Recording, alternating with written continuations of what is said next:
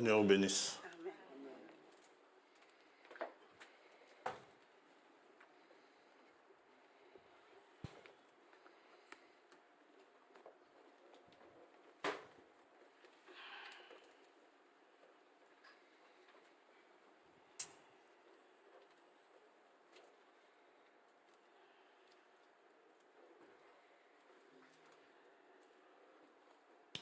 Salut tous dans le précieux nom de Jésus-Christ notre Seigneur.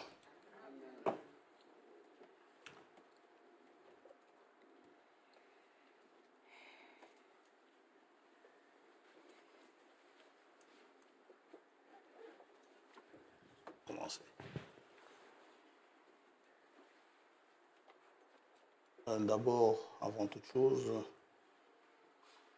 si tout se passe comme prévu, c'est possible que dimanche prochain, juste après le culte, je pars en Allemagne. Pour combien de jours, je ne sais pas. La tante de mon époux qui est malade et dans le coma, à partir de la semaine prochaine, on va essayer de la réveiller.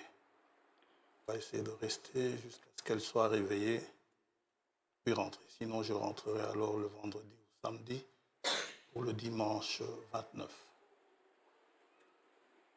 Ça va?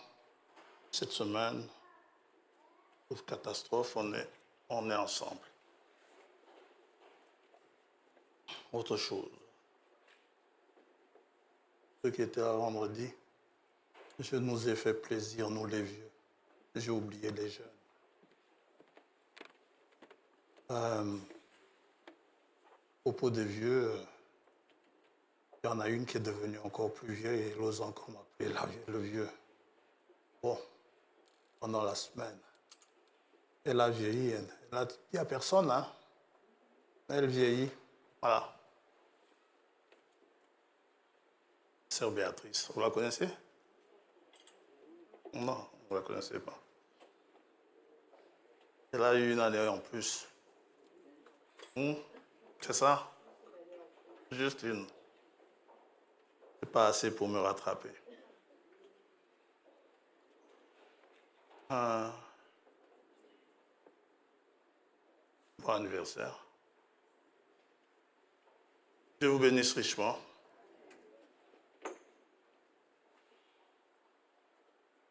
Nous allons prier.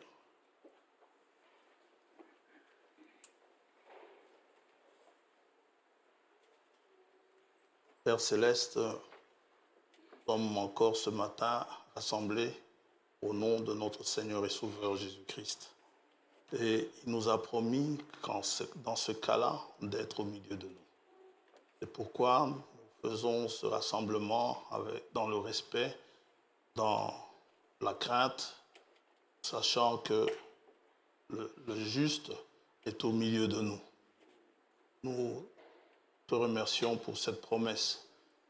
Te demandons de bien vouloir nous assister pendant le temps de la réunion. Nous te remercions déjà pour les cantiques qui t'ont été adressés.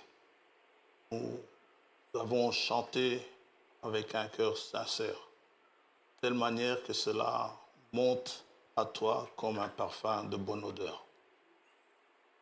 Reçois ce sacrifice, louange qui t'a été adressé et veuille encore être au milieu de nous alors que ta parole va être apportée, que tu l'inspires, que tu nous aides dans l'audition également et que le Saint-Esprit lui-même interprète sa parole. Et nous te demandons d'être bienveillant envers nous, de nous considérer avec bienveillance si nous avons péché, que ta miséricorde nous soit favorable. Bénis tes enfants ce matin et ceux qui sont malades, que tu les bénisses, que tu les guérisses. Ceux qui ont besoin de ton intervention, ne les oublie pas. Nous avons apporté des requêtes dans l'Assemblée, elles sont là. Nous avons prié, nous savons que tu n'oublies pas de tes promesses. Tu avais dit à Abraham 400 ans, 400 ans plus tard, tu t'es manifesté. Et c'est que tes promesses disant que tu écouterais promptement nos prières, nous croyons que tu les as entendues. Toutes les prières que nous t'avons adressées en faveur de nos frères et sœurs qui sont nécessiteux, ainsi qu'en faveur des leurs, pour ceux pour lesquels nous avons prié.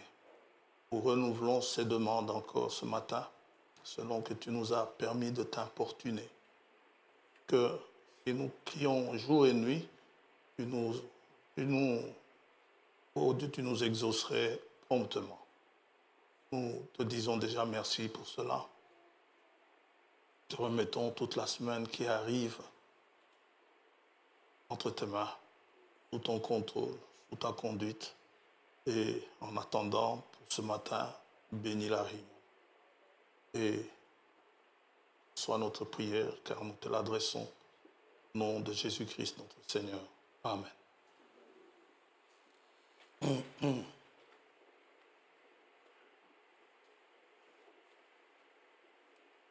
Manifestation qui est dehors, ça pouvait arriver un samedi. Eh bien non, ça arrive un dimanche. Ça pouvait arriver au numéro 100, je ne sais pas combien, va. Eh bien non, ça arrive devant le numéro 94. Les frères de Gand avaient un peu ce problème aussi. Ce qui fait, ils ont déménagé, ils sont maintenant à Nazareth, en Flandre. Ce qui fait, ça les imputait d'un dimanche par an. Il y avait toujours quelque chose, une activité là le dimanche, il n'y avait pas moyen pour eux de tenir un culte le dimanche. Il ne faut pas trop se poser de questions, savoir de chez qui ça vient, ces inspirations-là. Nous le savons que trop bien. En attendant, nous avons culte. Que Dieu nous assiste.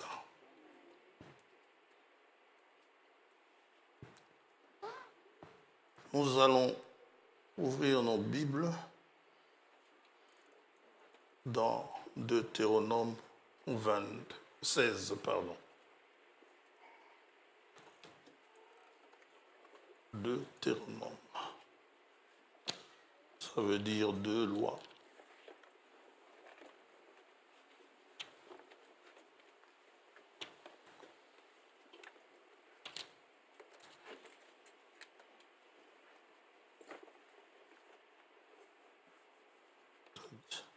Deutéronome, si tu pratiques ou si tu ne pratiques pas.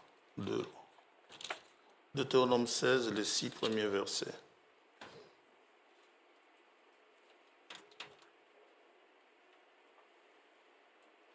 Je vais le lire dans Darby, ça on ne le fera plus tout à l'heure.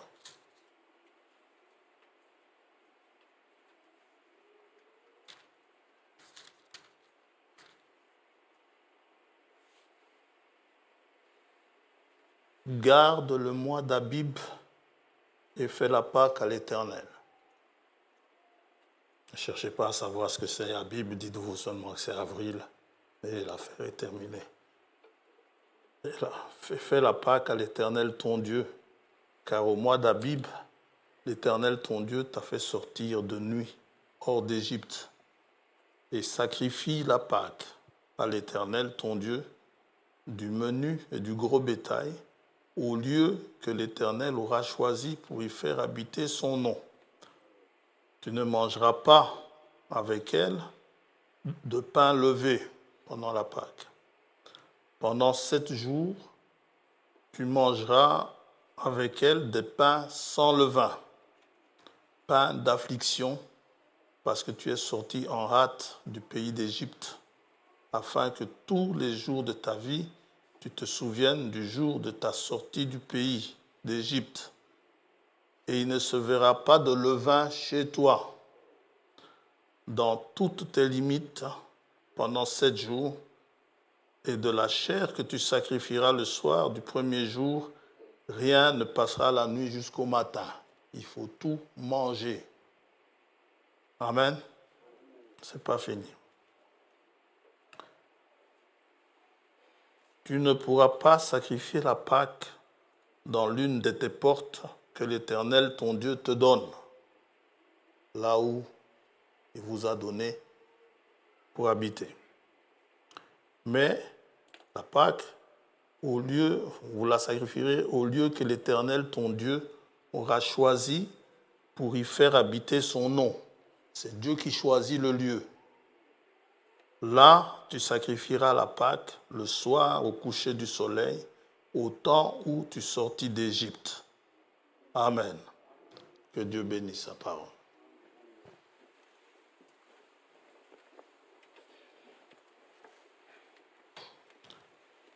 Le lieu choisi pour sacrifier la Pâque, choisi par Dieu et pas par l'homme, vous n'avez pas à dire, bon, Dieu voit mon cœur, je le fais chez moi, c'est tout aussi bien.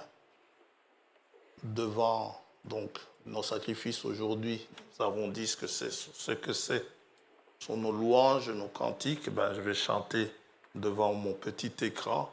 Non, Dieu veut qu'ils soient rassemblés pour pouvoir sacrifier.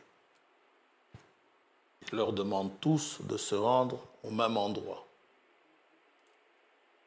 Et ce lieu pour sacrifier, on l'a vu, dans l'Ancien Testament, cela se passait au temple à Jérusalem. Problème maintenant, pour ceux qui continuent à adorer selon l'Ancien Testament, le temple n'existe plus. Le temple a été rasé. Selon Matthieu 24, verset 1er, verset 2, la prophétie a été accomplie. Prophétie du Seigneur qui ne devrait plus rester pierre sur pierre. Ce qui signifie que les Juifs n'ont plus de lieu où adorer. C'est pour cela, on l'a dit, ceux qui n'ont pas cru que le Messie était Christ, était Jésus-Christ, eh bien, eux, ils vont pleurer les temps passés, le temps où ils adoraient en ce lieu-là, ils vont pleurer au mur de lamentation.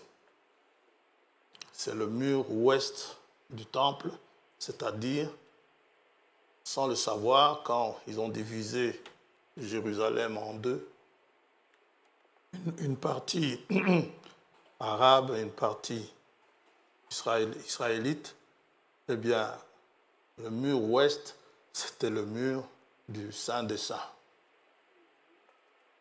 Ça va? Et alors, c'est là qu'ils vont se lamenter, ils vont y pleurer, et parfois ils viennent même avec leurs requêtes, ils introduisent ça dans les fentes de pierres, de murs qu'il y a. Et certains s'y assemblent en essayant d'offrir quelques sacrifices, mais il n'y a plus d'autel. Alors, je ne sais pas comment ils se débrouillent, ça il faut demander à des juifs pratiquants. Pour les voir, ce n'est pas difficile, aller à l'aéroport n'importe quel jour, il y a toujours des juifs qui voyagent avec leur tenue tout à fait reconnaissable. Ça, c'est dans l'Ancien Testament, c'était le temple. Le temple qui avait été construit là. Et le temple qui a été détruit, c'est celui construit par Hérode. Parce qu'il y a eu 3 temples, celui construit par Salomon, qui a été détruit aussi à cause de leur péché. Et puis, du temps de Néhémie, Esdras, Zorobabel a construit le temple, dont Agé parle, disant que Israël négligeait un peu la maison de l'Éternel. Ensuite, Hérode est venu construire un plus beau, un très beau temple. C'était tellement beau que les disciples en étaient fiers. Mais il n'a pas construit par piété, il a construit par orgueil, par vanité. Mais les Juifs étaient fiers de leur temple parce qu'il a fallu 46 ans pour le construire. Et en sortant du temple, ce n'était pas la première fois qu'ils en sortaient, mais les disciples continuaient toujours à admirer ce temple, disant, Seigneur, tu as vu le temple, tu as vu la construction? Le Seigneur dit, il ne restera pas pierre sur pierre. Et en l'an 70 après Jésus-Christ, les Romains, sous la conduite du général Titus, ont détruit le temple parce que les Juifs qui étaient asservis aux Romains, ils s'étaient révoltés. Nous passons dans le Nouveau Testament. S'il y avait un temple dans l'Ancien, ce temple étant l'ombre du véritable temple. Ça va? Ce qui nous est dit. Dans le Nouveau Testament, il doit y avoir un temple. Si on avait un dans l'Ancien Testament, il doit y en avoir un dans le Nouveau. Et Jésus-Christ nous dit d'abord qu'il est lui-même le temple. Jean 2.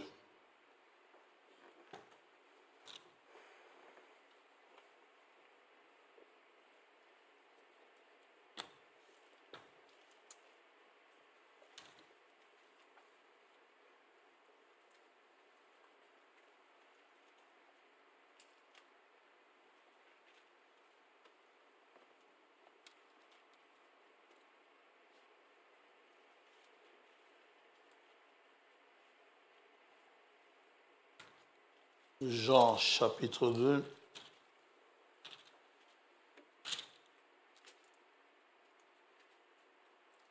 Verset 13. La Pâque des Juifs était proche. La Pâque. Et Jésus monta à Jérusalem. Il trouva dans le temple les vendeurs de bœufs, de brebis et de pigeons, et les changeurs assis. Et en fait un fouet avec des cordes, il les chassa tous du temple, ainsi que les brebis et les bœufs. Il dispersa la monnaie des changeurs et renversa les tables. Et il dit aux vendeurs de pigeons, ôtez cela d'ici, ne faites pas de la maison de mon père une maison de trafic. Les pigeons, c'était le sacrifice, normalement, les moins chers pour les pauvres. Alors, certains préféraient garder leurs bœufs à eux chez eux et venir au temple, acheter un bœuf, s'ils en ont les moyens, ou acheter des pigeons selon les moyens qu'ils avaient. Mais ça, ce n'est pas vraiment un sacrifice. Ce que Dieu demande comme sacrifice, c'est le premier-né de votre bétail et qu'il soit sans défaut. S'il est avec défaut, vous prenez un autre, celui que vous considérez comme étant le second. Alors, finalement, ils ont rendu une vie de sacrifice facile. Un peu comme lorsque Dieu a frappé de la peste Israël à cause du péché de David, dans 2 Samuel 24. David devait offrir un sacrifice. Et il a demandé le terrain à quelqu'un, à celui qui possédait le terrain, pour y offrir le sacrifice. Le monsieur lui a dit, je crois que c'est Onan, lui a dit, ô sire, tu peux prendre le terrain, tu peux l'avoir sans problème. David a refusé de prendre le terrain gratos. On a bien compris ça? Il a dit non, je ne peux pas offrir à l'Éternel un sacrifice qui ne me coûte rien. Sacrifice, ça veut dire ce que ça veut dire. Quand vous dites que vous faites un sacrifice, ça veut dire que vous privez de quelque chose d'important. Donc, il s'appelait Aravna. 2 Samuel 24, 23, Aravna donna le tout au roi, et Aravna dit au roi que l'Éternel ton Dieu te soit favorable. Mais le roi dit à Aravna, non, je veux l'acheter de toi à prix d'argent. D'abord, c'était lui le fautif, David, et il devait offrir un sacrifice. C'est que j'aimais en David, il assumait ses fautes. Les vrais chrétiens assument leurs fautes. C'est ça la confession. La confession vous pousse à assumer et ne cherchez pas à justifier. J'ai volé parce que, Seigneur, parce que j'ai eu faim. Non, dites j'ai volé. Amen. Bien, c'est la faute de l'autre. Il a laissé son portefeuille sur la table pour me tenter. Vous avez volé. Et arrêtez de vous donner des excuses. Je n'offrirai point à l'Éternel, mon Dieu, des holocaustes qui ne me coûtent rien. Et David acheta l'aire et les bœufs pour 50 cycles d'argent. Vous pouvez faire le calcul. Un cycle, ça faisait à peu près 1 gramme 87 ou quelque chose comme ça. Mais ça, il faut aller voir dans les poids et mesures. On continue. Jean 2. Verset 17. Ses disciples se souvinrent qu'il est écrit. Donc en fait, c'était l'accomplissement d'une parole, le fait qu'il chasse les gens, les pigeons, les vendeurs de pigeons. Ses disciples se souvinrent qu'il est écrit « Le zèle de ta maison me dévore ». Les Juifs, prenant la parole, lui dirent « Quel miracle nous montres-tu pour agir de la sorte ?» Jésus leur répondit « Détruisez ce temple. » Miracle. Miracle de la résurrection. C'est la même chose lorsqu'il dit, je crois que c'est dans Matthieu 12, il dit « Cette génération adultère demande un miracle, il ne leur sera pas donné d'autre miracle que celui du prophète Jonas. » De même que Jonas a fait 3 jours et 3 nuits dans le ventre du poisson, le Fils de l'homme fera 3 jours et 3 nuits dans le tombeau. Ça va? Donc, il dit, détruisez ce temple et en 3 jours, je le relèverai. Les Juifs dirent, il a fallu 46 ans pour bâtir ce temple et toi, en 3 jours, tu le relèveras. Oui, ce temple-là, c'est mon ombre. Dites amen à ça. Donc, si vous le détruisez, vous ne le verrez pas pendant 3 jours, mais vous verrez dans 3 jours non plus l'ombre, mais la réalité.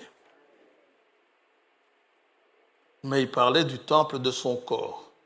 C'est pourquoi, lorsqu'il fut ressuscité des morts, ses disciples se souvinrent qu'il avait dit cela et ils crurent à l'écriture et à la parole que Jésus avait dite.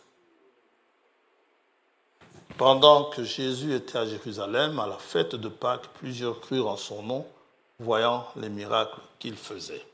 On peut s'arrêter là. C'est vrai que ce temple a été relevé. Le temple, la réalité, est tout à fait présent aujourd'hui. Il parlait du temple de son corps, donc la réalité, c'est son corps. Dites amen à ça. Et son corps, l'apôtre nous dit que son corps, c'est l'Église. Ça va? On se comprend? Le corps de Christ, c'est l'Église. L'Église de Jésus-Christ. Et ce corps existe aujourd'hui. L'Église de Jésus-Christ existe aujourd'hui. Quand on est quelque part et puis on vient à l'assemblée, vous dites « je vais à l'église », quelque part, ce n'est pas tout à fait vrai. Alors, à l'église, vous y êtes ou vous n'y êtes pas. Ça va? L'église que Jésus-Christ a bâtie lui-même. Il dit, sur ce roc de révélation, je bâtirai mon église. Son église, elle est vivante aujourd'hui. Elle est le corps de Christ aujourd'hui. Et elle est le temple du Seigneur. Et le corps de Christ a plusieurs membres. Vous et moi, si nous sommes des élus. Le seul moyen d'entrer par cette église-là, ce n'est pas par le baptême d'eau, non. C'est par un baptême du Saint-Esprit. C'est le seul moyen de faire partie de cette église. Le seul moyen d'y entrer, évidemment, c'est une promesse pour les élus. C'est seulement pour les élus. Et ce sont les élus qui auront ce besoin-là en eux. Chaque fois, chaque jour, que Dieu les remplisse du Saint-Esprit. Ils demanderont à Dieu. Et Jésus a dit, ceux qui le lui demandent le recevront. Et un élu est équipé comme Abraham pour obéir. Un élu, il obéit à la parole. Lors de son appel, Hébreux 11, lors de son appel, lors de sa vocation, Abraham obéit et partit, sans discussion.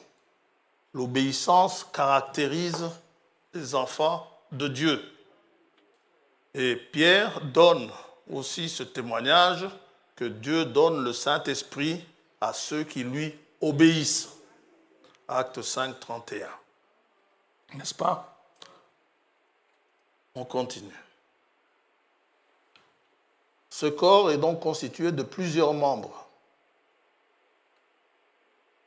Les membres, Frère dit, on entre dans ce corps par élection, pas par force. Vous ne pouvez pas, vous n'avez pas le pouvoir de faire entrer quelqu'un de force. Il faut qu'il soit un élu. Quand vous regardez dans les actes, lorsque les apôtres apportaient la parole,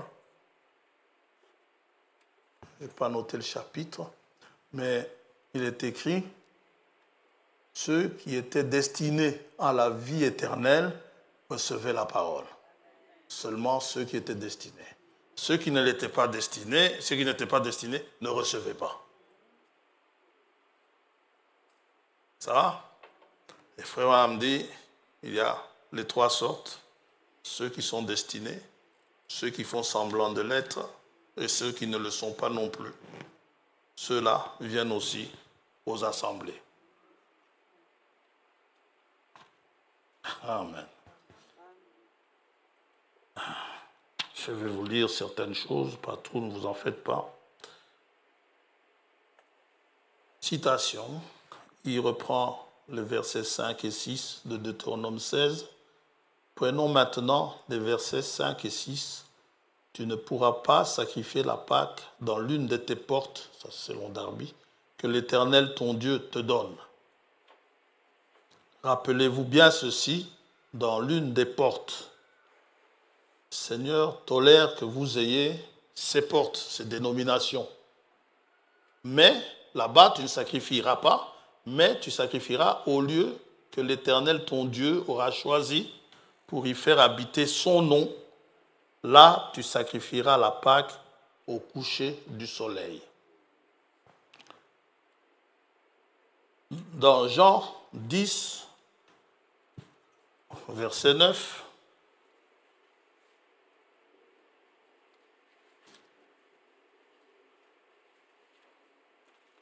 Jésus fait cette déclaration, « Je suis la porte. Si quelqu'un entre par moi, il sera sauvé.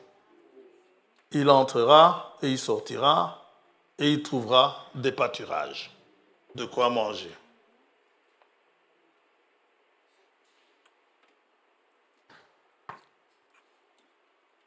Lui, il a dit, citation, « Le lieu où je vous rencontrerai et où j'agréerai votre sacrifice est celui que je choisirai pour y mettre mon nom. » Donc, pour qu'il accepte votre sacrifice, qu'il agrée, il faut que ça soit au lieu qu'il a choisi pour y mettre son nom.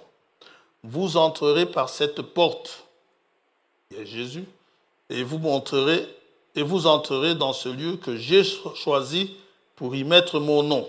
C'est là que vous viendrez, pas ailleurs. Toujours, dans tous les cas, le Fils prend le nom de son Père. Citation. Je suis venu sur cette terre avec le nom de Branham parce que le nom de mon Père est Branham. Ça va? Le Fils est le lieu que Dieu a choisi pour y faire résider son nom. Dieu n'a jamais mis son nom en moi. Que les branhamistes écoutent bien ça. Il dit, le Fils est le lieu que Dieu a choisi pour y faire résider son nom. Dieu n'a jamais mis son nom en moi. C'est Branham qui parle. Que les branhamistes sachent ça. Si quelqu'un vient vous dire qu'il faut citer le nom de Branham, quoi qu'encore que ce soit dans vos prières, vous n'êtes pas obligé du tout, et montrez-lui le nom que Dieu a choisi. Ce n'est pas Branham, c'est le paragraphe 213 dans le seul lieu d'adoration auquel Dieu est pourvu, du 28 novembre, parce qu'il en a prêché plusieurs. Le 28 novembre 65, donc un mois avant sa mort. Donc, Dieu n'a jamais mis son nom en moi. Donc, ne venez pas me dire qu'après la nuée, n'est-ce pas, les choses ont changé. Après 62, parce que beaucoup dans le message aiment bien dire ça. Les choses ont changé quand le frère a eu la révélation des sceaux. Non. Ça, c'est un mois avant sa mort. Il dit ceci, Dieu n'a jamais mis son nom en moi. Il n'a jamais mis son nom dans l'Église. Il ne l'a jamais mis dans le méthodisme, le baptisme ou le catholicisme, mais il l'a mis en Christ. Amen. Emmanuel oint. Ça veut dire Dieu avec nous. L'Écriture montre, toujours citation, montre qu'il est la porte. Il y a encore beaucoup de preuves invisibles. La porte, le nom, le lieu, tout cela nous prouve qu'il n'y a qu'un seul lieu où Dieu puisse rencontrer l'homme qui veut l'adorer. L'homme ne peut rencontrer Dieu, c'est écrit en majuscule, l'homme ne peut rencontrer Dieu que lorsqu'il est en Christ.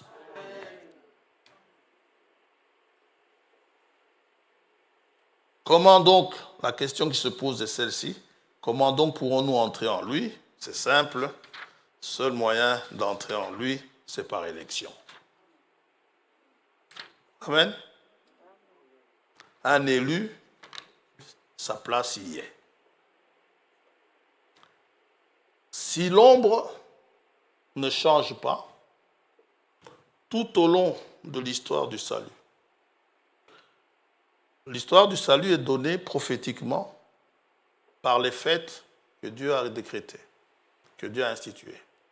Il y a le sabbat, il y a la Pâque, il y a la fête de pain sans levain, il y a la fête, la gerbe agitée, qui est la prophétie de la résurrection. Il y a la fête des semaines, qui est la Pentecôte. Ils devaient se rassembler en ce lieu-là. Dans chaque rassemblement, la fête des tabernacles, qui avait aussi la fête des trompettes et l'expiation, tout ça englobé par les tabernacles, qu'on appelle ainsi. 3 fois par an, ils devaient se réunir à Jérusalem dans le temple. Les mânes. Et ces 3 fois par an-là, ils ne pouvaient y sacrifier. Il y avait des sacrifices. Ils ne pouvaient y sacrifier qu'en ce lieu-là. Ça va? C'est l'ombre. L'ombre nous montre que le lieu que Dieu a choisi ne change pas. Vous pouvez regarder pour la fête de la Pentecôte, la fête de Pâques, donc c'est au verset 6 dans Deutéronome 16. Pour la Pentecôte, c'est au verset 11, Deutéronome 16. Tabernacle, c'est au verset 15, Deutéronome 16. Le lieu d'adoration ne change pas. Le lieu où sacrifier ne change pas. Si l'ombre n'a pas changé, ça veut dire que la réalité n'a pas changé. Ça veut dire que la réalité est toujours la même aujourd'hui. C'est toujours dans ce lieu-là aujourd'hui qu'il faut sacrifier. Et vos sacrifices, ce sont vos louanges, n'est-ce pas? Vos cantiques, vos prières, toutes ces choses. La libéralité aussi, c'est un sacrifice. Ce sont des sacrifices auxquels Dieu prend plaisir. L'apôtre dit dans Romains 12, votre corps, âme et esprit. Pour ceux qui disent, Dieu voit mon cœur. Oui, oui. Ben, Dieu veut ton cœur aussi. Tu n'as pas à lui donner le cœur et garder ton corps pour en faire n'importe quoi. Dans Deutéronome 16, si on relit le verset 4,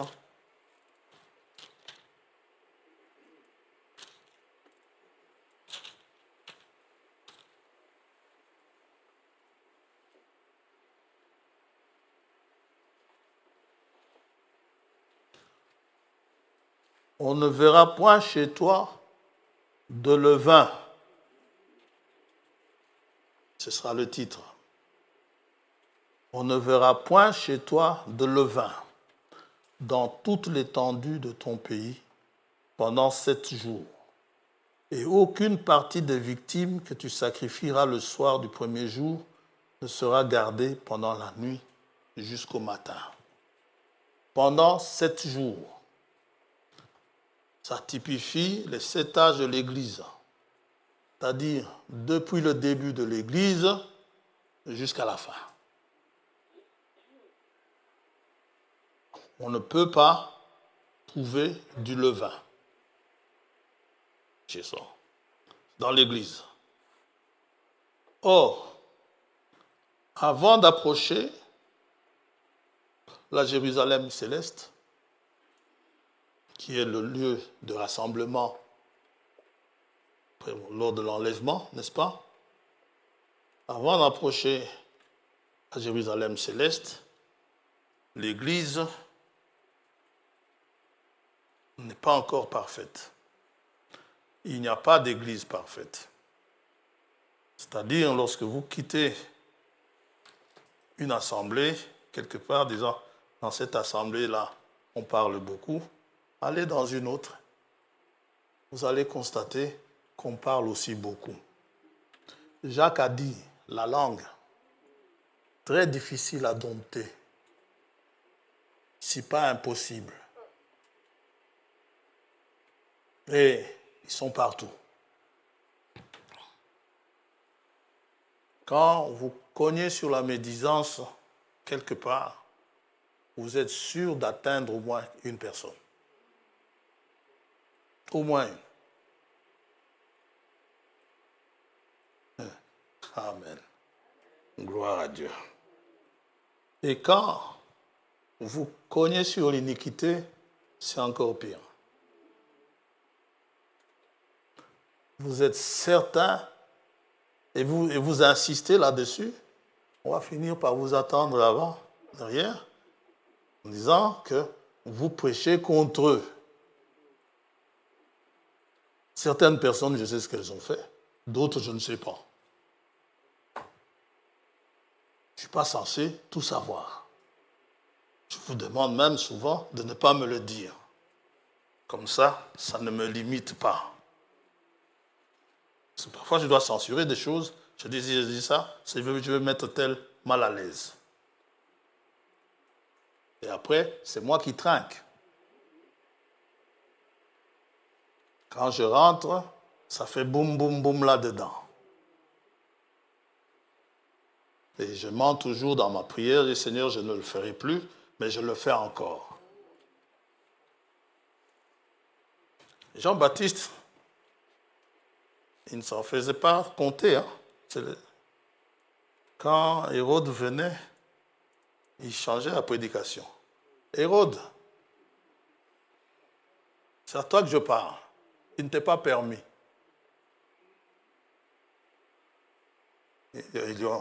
Hérode lui a fait couper la tête. Bien. Je disais donc avant le rassemblement, dans les nuées, là, pour aller vers la Jérusalem céleste, l'Église n'est pas encore parfaite tant qu'elle est sur la terre. Mais lorsqu'elle sera présentée au Seigneur, elle sera présentée parfaite, sans tache ni ride. Hébreux chapitre 12 nous dit ceci.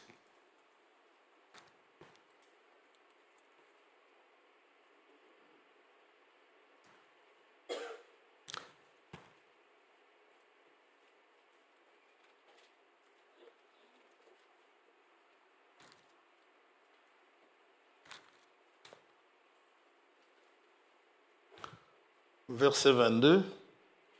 Mais vous vous êtes approchés de la montagne de Sion, de la cité du Dieu vivant, la Jérusalem céleste, des myriades qui forment le cœur des anges, de l'assemblée des premiers-nés inscrits dans les cieux, du juge qui est le Dieu de tous, des esprits des justes parvenus à la perfection. Nous avons bien lu, ils sont parvenus à la perfection. Il faut y arriver. Et quand vous regardez l'offrande qui devait être apportée à la Pentecôte, dans Deutéronome 16,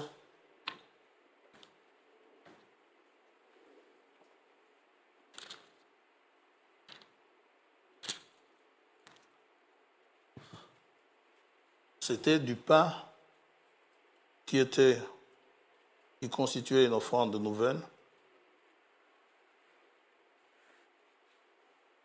qui représente le corps du Christ, l'Église.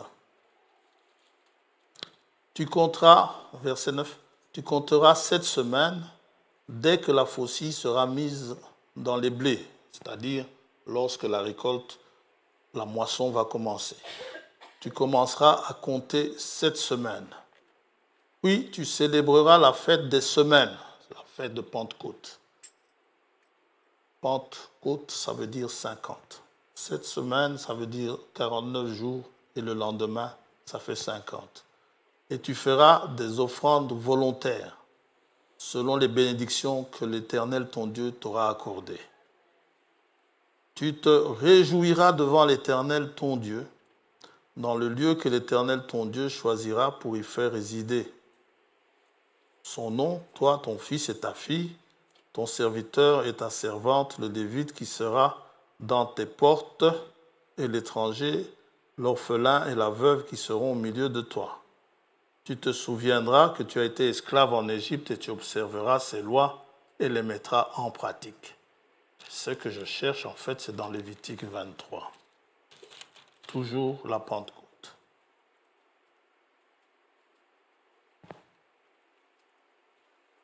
Lévitique 23, verset 15. Depuis le lendemain du sabbat, du jour où vous apporterez la gerbe qui sera agitée de côté et d'autre, la gerbe agitée, c'est la résurrection qui est prophétisée là, la résurrection du Seigneur. Vous compterez 7 semaines depuis la résurrection, 7 semaines entières. Vous compterez 50 jours jusqu'au lendemain du 7e sabbat et vous ferez à l'Éternel une offrande nouvelle. Vous apporterez de vos demeures 2 pains. Ça va? Ce sont 2 pains qui vont présenter pour qu'ils soient agités de côté et d'autre. Ils seront faits avec 2 dixièmes de fleur de farine et cuits avec du levain. Il y avait du levain dans ce pain. Or, ce pain représente l'Église. Ce sont les prémices à l'Éternel. L'apôtre Paul, Philippiens 3, il dit ceci. Philippiens 3.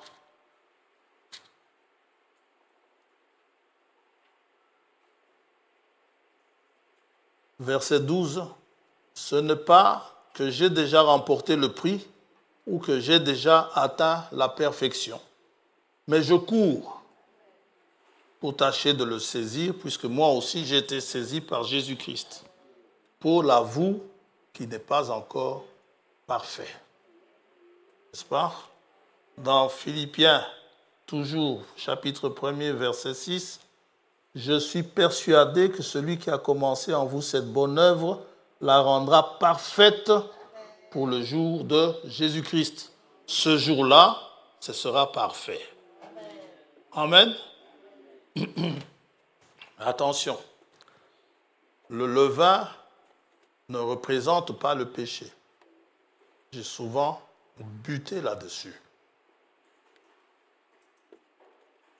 Lors de la célébration de la fête des pains sans levain, le levain était interdit parce qu'ils devaient se souvenir de leur départ de l'Égypte. Et ils devaient manger du pain pour la Pâque, parce que la Pâque a été instituée ce jour-là. Ils devaient manger la Pâque et ils devaient vite partir. S'ils avaient préparé le pain en mettant du levain, ça allait prendre du temps. C'est pas sur Suzanne, quand tu fais tes beignets. Le levain, il devait partir en hâte, donc il n'avait pas matériellement le temps d'attendre que la pâte soit levée. Ça, c'est l'effet du levain. Donc, en fait, des pains sans levain, ils prenaient du pain sans levain pour se souvenir de leur sortie de l'Égypte. Et ce que signifie l'Égypte, où Dieu est venu, n'est-ce pas, payer le prix de notre rachat. C'était du pain d'affliction. Un pain non levé n'est pas aussi bon que le pain levé. Ça va? C'était du pain d'affliction. Pourquoi je dis que ce n'est pas le péché, le levain? Parce que Jésus-Christ compare à un moment donné le royaume de Dieu à du levain. On ne peut pas comparer le royaume de Dieu avec un péché. Matthieu 13.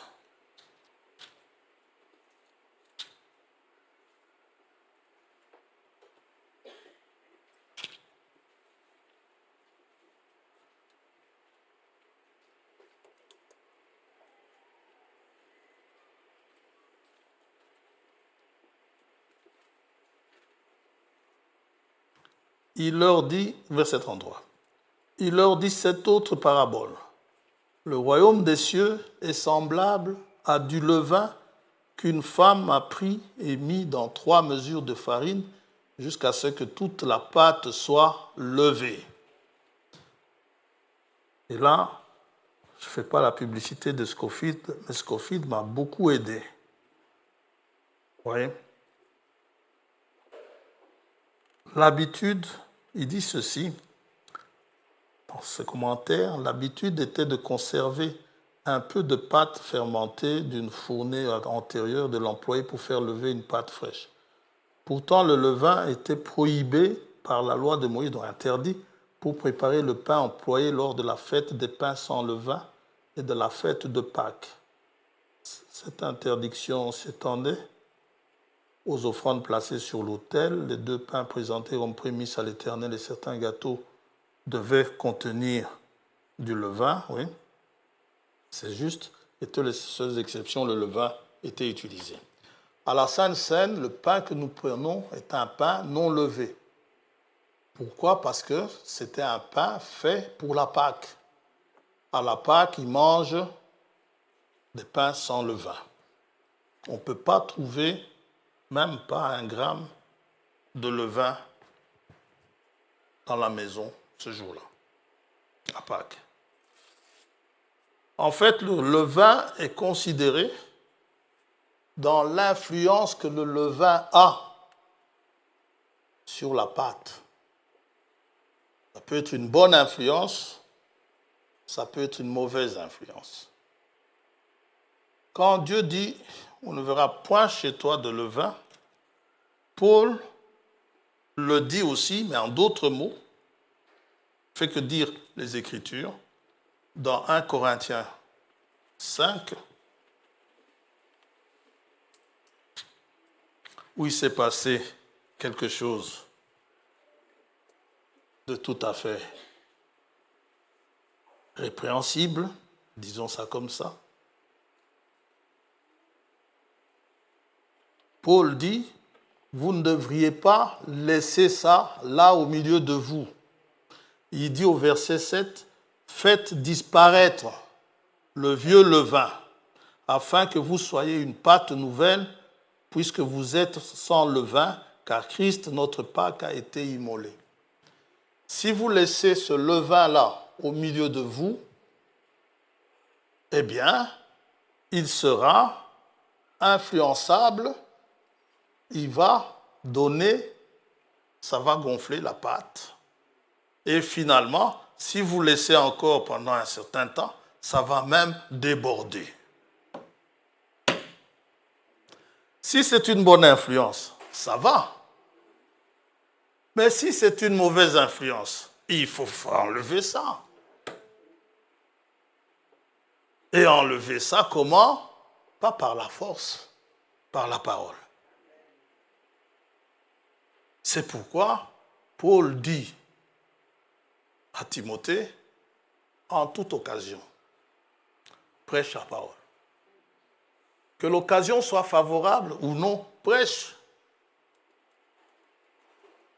Jean-Baptiste, on va faire attention, Hérode sera là à la réunion ce soir, eh bien, Jean-Baptiste prêche la parole. Qu'Hérode vienne le trouver après lui disant, tu as prêché contre moi, eh bien, Jean-Baptiste lui disait, oui, j'ai prêché contre toi. Abraham dit, un homme rempli du Saint-Esprit, vous ne pouvez pas le faire taire. Les menaces ne pèsent pas sur lui. Il sait entre les mains de qui il est.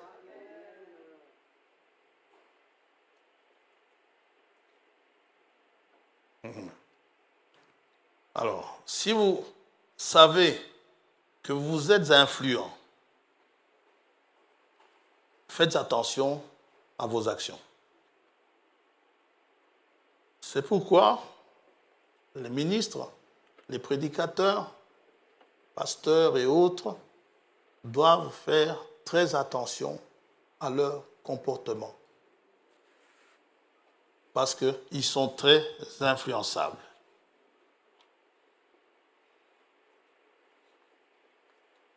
Le levain agit lentement.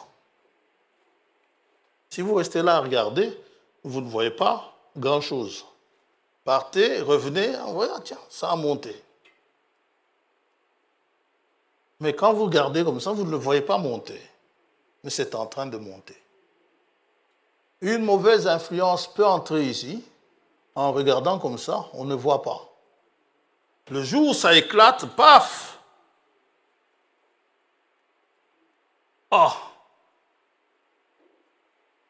Finalement, est-ce que c'était une assemblée de saints ou une assemblée de démons? Oui. Et ceux qui aiment faire... C'est pourquoi Dieu aimait bien ce que les gens faisaient en cachette. Dieu faisait ressortir ça, pour que l'on voie. Akan, il a pris ce manteau en cachette. Si Dieu l'avait laissé, Akan aurait dit à un de ses potes, regarde ce que moi j'ai pris. L'autre pote allait maintenant aussi prendre les choses dévouées par interdit. Dieu a interdit cela, eh bien, Akan n'avait pas à le prendre. Le levain, il agit lentement, de manière continue, jusqu'à déborder s'il est faux. Les effets de son action finissent par être très importants. Regardez l'Église, le royaume de Dieu, comme il dit. Au début, nous avons 120 personnes dans une chambre haute. Pierre prêche 3000 personnes. Et puis après, ils vont en Samarie, où le Seigneur ajoute chaque jour des fidèles. Et ça gonfle. Aujourd'hui, la terre entière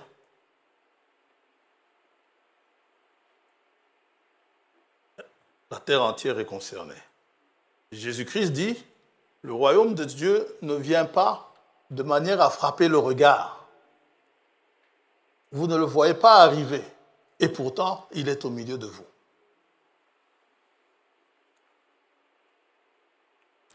Donc, tout ce qui peut avoir une influence néfaste sur les autres croyants, si vous vous permettez de garder cela dans l'Église, eh bien, ça va finir par corrompre le corps tout entier.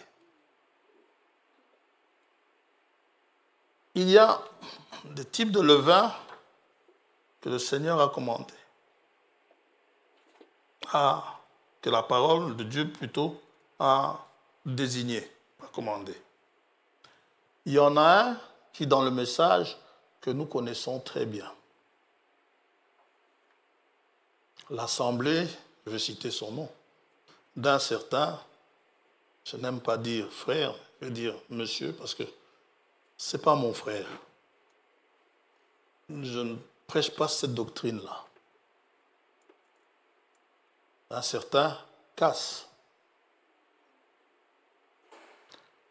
C'est une assemblée qui donne un très mauvais témoignage du message à Kinshasa, où le monsieur a mon âge pratiquement, et il continue à se marier et à se marier et à se marier.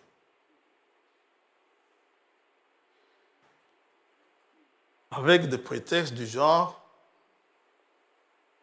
la polygamie, Dieu n'a pas interdit. Et il se balade avec la brochure mariage et divorce pour appuyer son enseignement. Il prend les citations de la brochure. Il est allé même jusqu'à Jeffersonville. Hein. Il a vu le frère Collins. Et le frère Collins l'a regardé, il a écouté. Quand il a terminé, ils se sont dit au revoir. Et lui, il est sorti, il a commencé à critiquer le frère. Il dit, c'est un frère, il ne comprend pas les Écritures.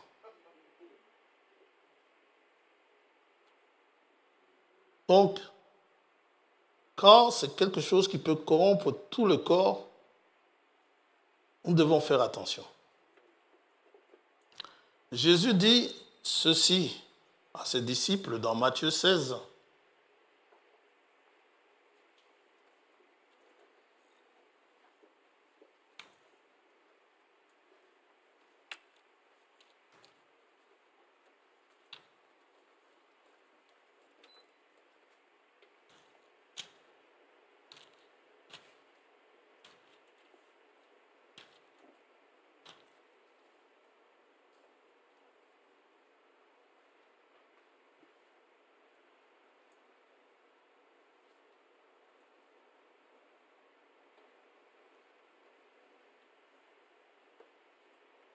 Verset 6. Jésus leur dit, gardez-vous avec soin du levain des pharisiens et des sadducéens. Les disciples raisonnaient en eux-mêmes et disaient, c'est parce que nous n'avons pas pris de pain. Ils n'ont pas compris. Jésus, l'ayant su, dit, pourquoi raisonnez-vous en vous-même, gens de peu de foi, sur le fait que vous n'avez pas pris de pain? Êtes-vous encore sans intelligence? Et ne vous rappelez-vous plus les 5 pains de 5000 hommes et combien de paniers vous avez emportés, ni les 7 pains de 4000 hommes et combien de corbeilles vous avez emportés? Donc vous ne vous souvenez pas que celui qui est au milieu de vous peut, et d'ailleurs il vous l'a montré, il peut multiplier les pains. Vous ne vous en souvenez pas? Comment ne comprenez-vous pas que ce n'est pas au sujet des pains que je vous ai parlé? Gardez-vous du levain des pharisiens et des sadducéens. Il n'a jamais dit que tous les pharisiens et tous les sadducéens étaient des boulangers. Alors, ils comprirent que ce n'était pas du levain du pain qu'il avait dit de se garder, mais de l'enseignement des pharisiens et des sadducéens. Il y a des enseignements qui entrent comme cela dans des assemblées, insidieusement, parfois de manière pratiquement presque même, entre guillemets, scripturaire, et ça va finir par se répandre dans toute l'assemblée. Les Sadducéens arrivaient à démontrer par leur enseignement que la résurrection n'existait pas. Les pharisiens, avec leur enseignement, pour eux, lorsque quelqu'un... Eux, ils croyaient en la résurrection. Mais ils ne croyaient pas, n'est-ce pas, à Christ. Pour eux également, si quelqu'un mourait et qu'il n'avait pas d'enfant, on prenait sa femme, on le donnait à son petit frère. Et si le petit frère mourait, on donnait encore au petit frère. C'est la discussion qu'ils ont amenée chez le Seigneur. Le Seigneur a dit, vous ne comprenez pas les Écritures. Dans le ciel, les hommes et les femmes seront comme des anges. Ouais. Donc, ça peut paraître bien. On va prendre ici, dans Genèse, on va prendre Abraham qui, après la mort de Sarah, épouse plusieurs femmes. Finalement, la polygamie va se répandre. Salomon en avait 1000, je crois. Je ne sais pas comment il faisait. Mais malgré cela, il y en a qui vont vous prendre ça pour justifier. Et ça va se répandre. Le pasteur fait ça, toute l'assemblée va le faire.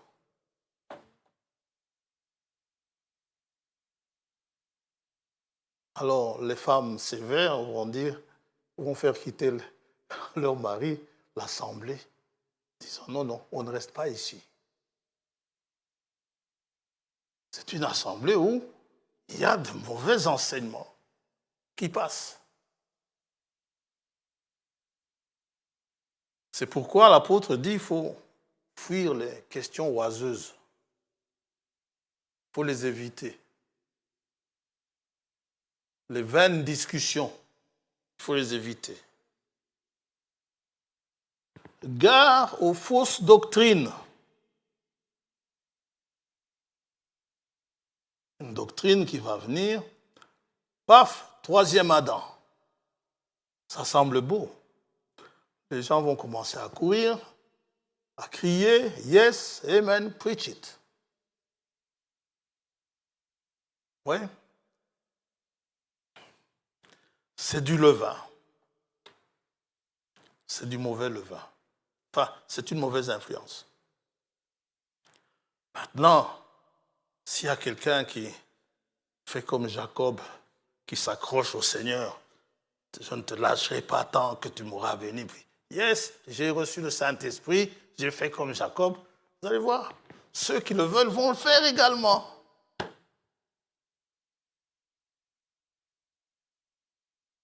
Mais Jésus l'a dit, hein, nous, méchants que nous sommes, quand est-ce que nous donnerons de bonnes choses? Il n'y a que Dieu qui est bon.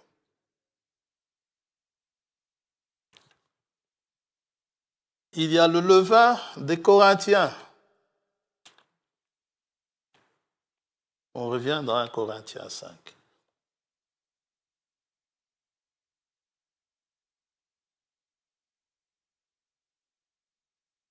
Verset 1er. On entend dire généralement qu'il y a parmi vous de la débauche, et une débauche telle qu'elle ne se rencontre même pas chez les païens. C'est au point que l'un de vous a la femme de son père. Ça, il faut le faire. Et vous êtes enflés d'orgueil.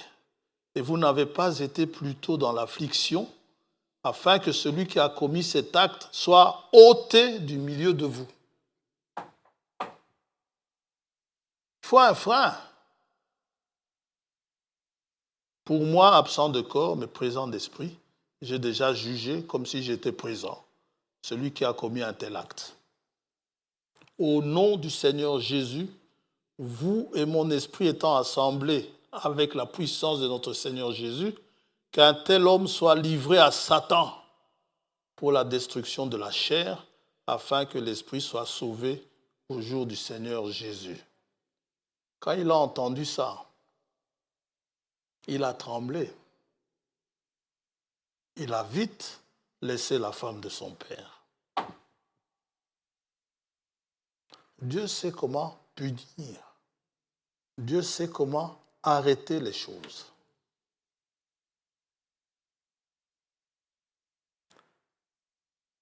Ça arrive parfois, vous essayez de régler un problème, vous prenez un verset, les gens, certains ne sont pas d'accord avec ce verset. Mais regardez bien, consultez bien. C'est arrivé où on conteste le verset, mais en fait, le verset juste en haut, on le vit. Juste au-dessus. Le verset premier, on le vit, on conteste le 2.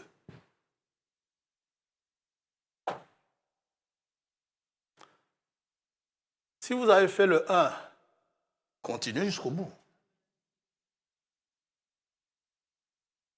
Jusqu'à ce que vous arrêtiez vos gaffes, vos bizarreries.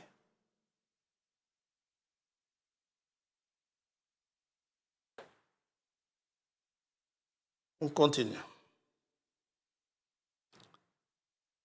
C'est bien à tort que vous vous glorifiez. Ne savez-vous pas qu'un peu de levain fait lever toute la pâte? On me dit toute la pâte, c'est tout le corps, dans le seul lieu d'adoration auquel Dieu est pourvu. Faites disparaître le vieux levain, afin que vous soyez une pâte nouvelle, puisque vous êtes sans levain, car Christ, notre Pâque, a été immolé. Citation. Remarquez qu'il dit dans ce passage, pendant 7 jours, vous mangerez du pain sans levain. Le pain est un type. Jésus a dit, l'homme ne vivra pas de pain seulement, mais de chaque parole, et non pas d'une parole d'ici et là, comme les dénominations voudraient vous le faire croire. Mais la parole de Dieu est parfaite. C'est Dieu lui-même sous forme de l'être, et qui est appelé une semence. Et la bonne espèce de foi, la foi pure et sans mélange en cette parole, donnera la vie à cette semence. Ça va? Pendant 7 jours, tu mangeras du pain sans levain. On ne trouvera pas de levain parmi l'épouses. C'est-à-dire quoi? Pas une seule parole ajoutée ça il n'a pas dit, mais je peux le dire parce que la Bible le dit, pas une seule parole retranchée. Rien. On ne trouvera pas de levain parmi l'épouses. Pas une seule parole ajoutée. Rien. Rappelez-vous que c'est un seul mot qui a causé toute la mort que l'on trouve sur la terre. Tous les enfants illégitimes sont nés parce que Ève, la première église, l'épouse du premier Adam, douta de la parole de Dieu et accepta des interprétations dénominationnelles, intellectuelles, telles qu'on les enseigne dans les écoles. Parce qu'on raisonna sur la parole de Dieu en disant, bien sûr, que Dieu est un Dieu bon. Dieu est un Dieu bon, mais il est aussi un Dieu juste. Nous devons garder sa parole. Donc, nous n'avons rien à changer dans cette parole. Cette parole doit rester telle qu'elle a été apportée. Ça peut arriver qu'il y ait des erreurs de traduction, mais là, Dieu n'est pas responsable. C'est pour cela que les théologiens juifs, lorsqu'ils font leurs études bibliques, ils regardent toujours le texte original, parce qu'ils ne font pas confiance en la traduction. La traduction peut changer beaucoup de choses. Et la Bible, l'Ancien Testament, a été écrit en hébreu et le Nouveau Testament a été écrit en grec.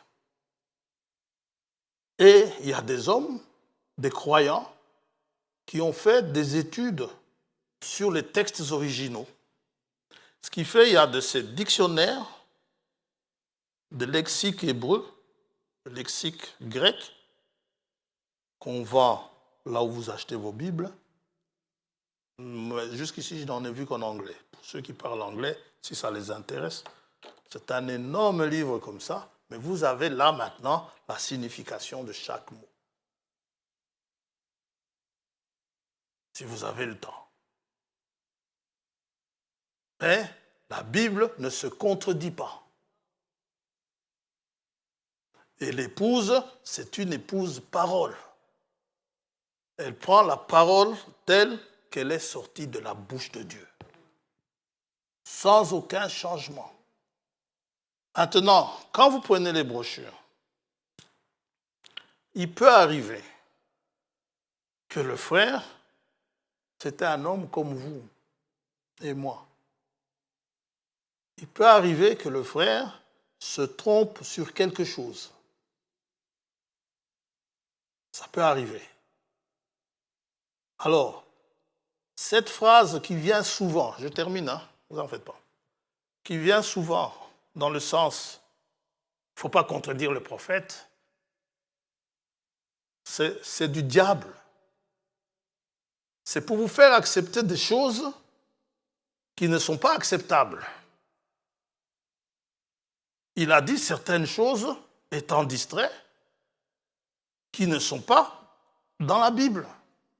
Mais lui-même dit, si je dis une chose et que la Bible dit autre chose, c'est la Bible qui a raison.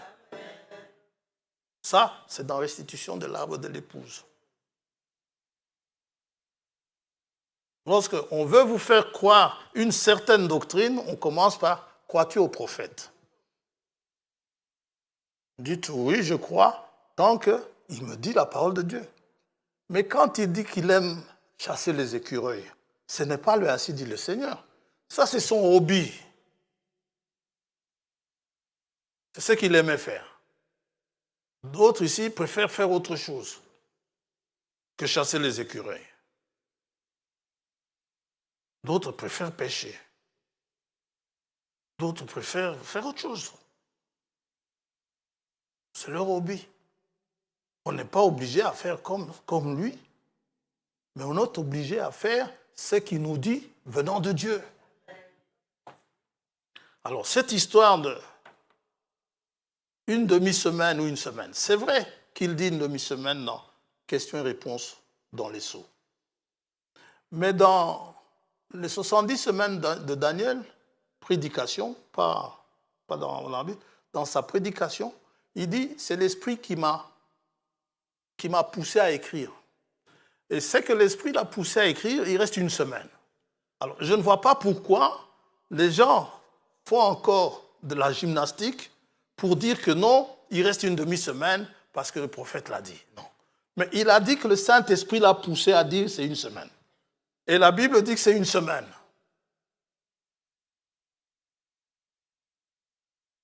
Pourquoi encore chercher à discuter? Moi, j'aime la parole de Dieu. Je vous aime tous. J'aime le prophète de Dieu. J'aime les évangélistes. J'aime les docteurs, les pasteurs. Oh, qui d'autre? Qui je n'ai pas cité? Les missionnaires, là, les apôtres, je les aime.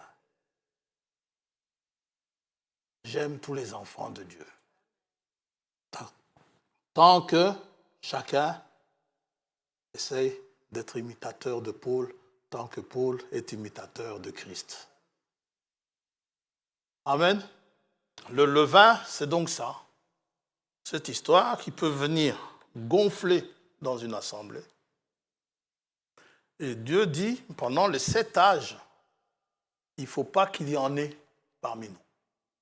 Donc, pendant les 7 âges, nous n'avons pas apporté une certaine doctrine qui n'est pas biblique.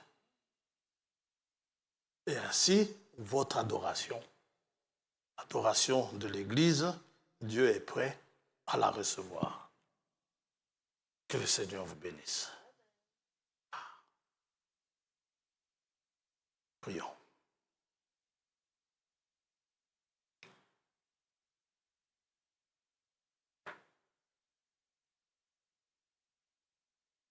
Prions chacun.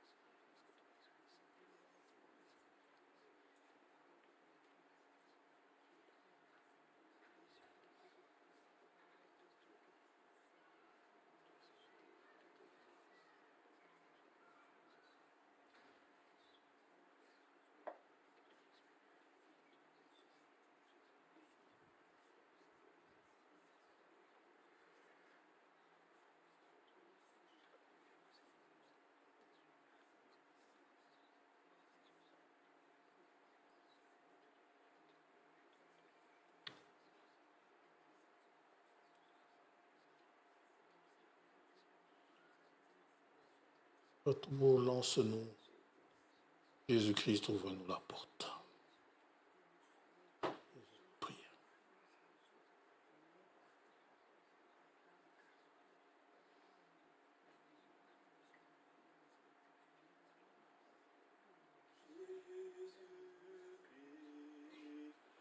Ouvre-nous la porte. Nous voulons entrer dans la maison de l'Éternel. Jésus-Christ, ouvre-nous la porte. Nous voulons entrer dans la maison de l'Éternel. Jésus, Jésus-Christ, ouvre-nous la porte. Nous voulons entrer dans la maison de l'Éternel. Amen.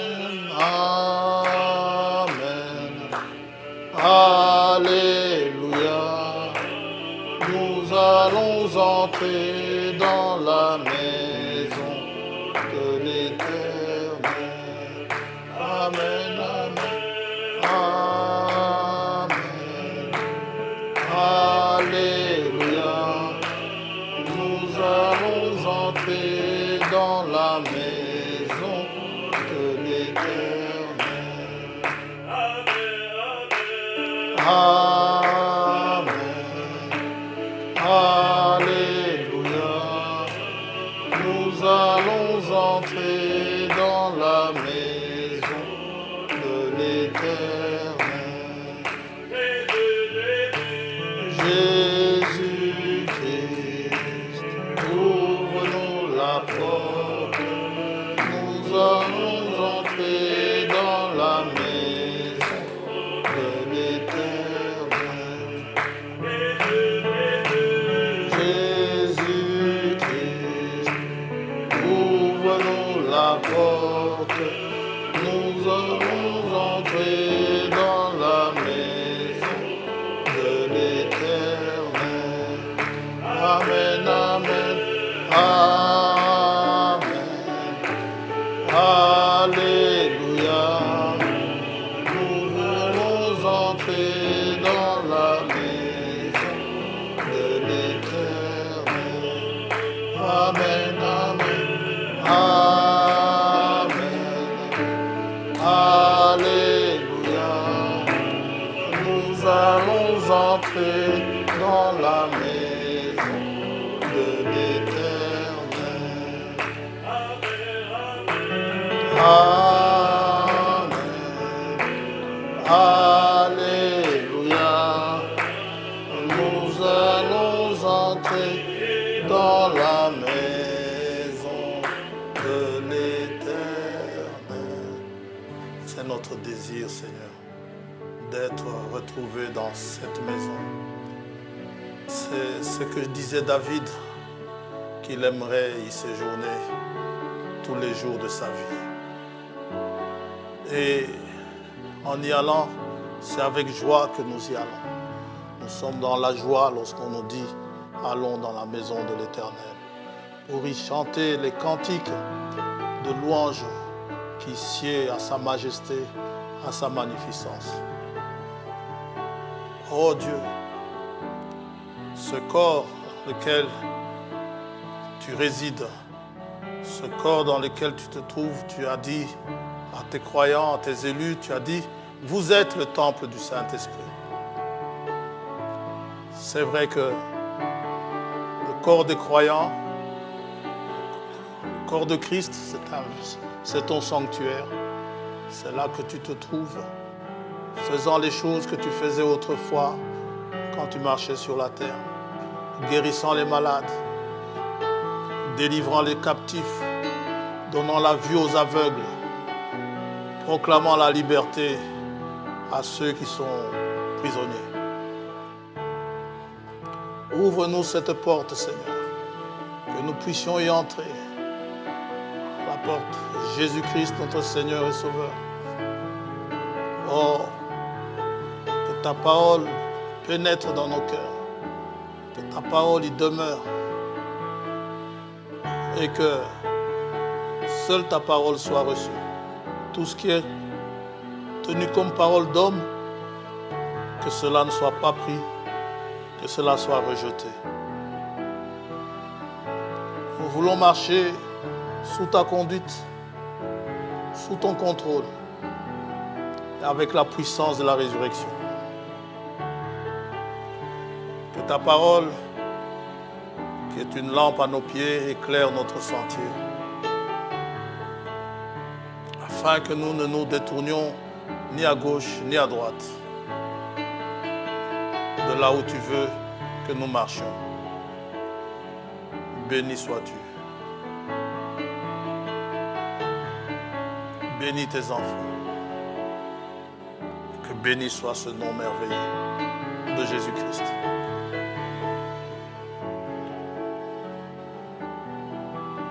Cette place en Christ, cette position en Christ, c'est toi qui l'as déterminée. C'est toi qui l'as choisi. avant la fondation du monde.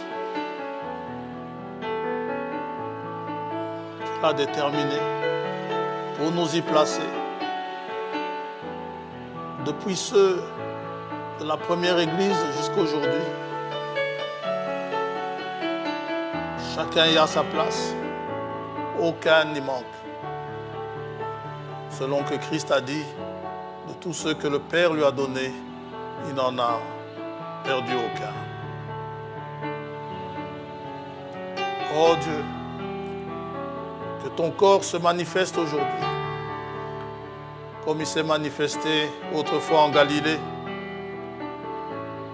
guérissant nos malades. Notre maman qui est hospitalisée,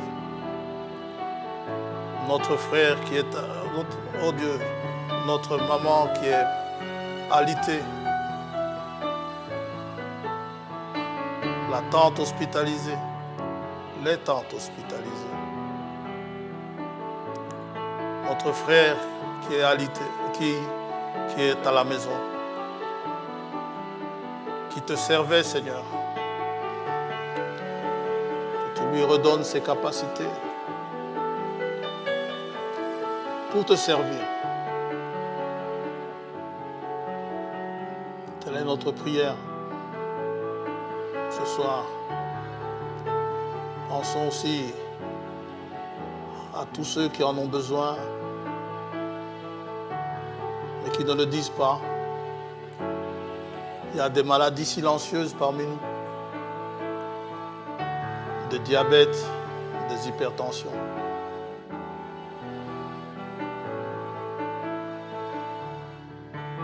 Qui sont des maladies graves et opiniâtres. Si, sachant que tout genou fléchira devant le nom de Jésus-Christ, nous condamnons ces maladies-là, ces hypertensions, ces diabètes, tout ce qui s'ensuit, ces VIH, ces Covid, tout ce qui circule parmi les gens, nous les condamnons au nom de Jésus-Christ, notre Seigneur. Toutes ces maladies d'Égypte, épargne-nous-en. Ou donne-nous la victoire si nous les attrapons. Cancer et autres choses. Nous condamnons cela dans le précieux nom de Jésus-Christ, notre Seigneur. Pour aujourd'hui, nous avons fini. Si tu tardes à venir, il y a encore des jours de réunion où c'est dans la joie que nous viendrons pour te louer encore, pour te parler et pour t'écouter, bénéficiant ainsi des bénédictions réservées à tous les rassemblements. Car c'est au nom de Jésus-Christ que nous nous rassemblons. Et c'est en ce nom merveilleux que nous te prions également. Amen.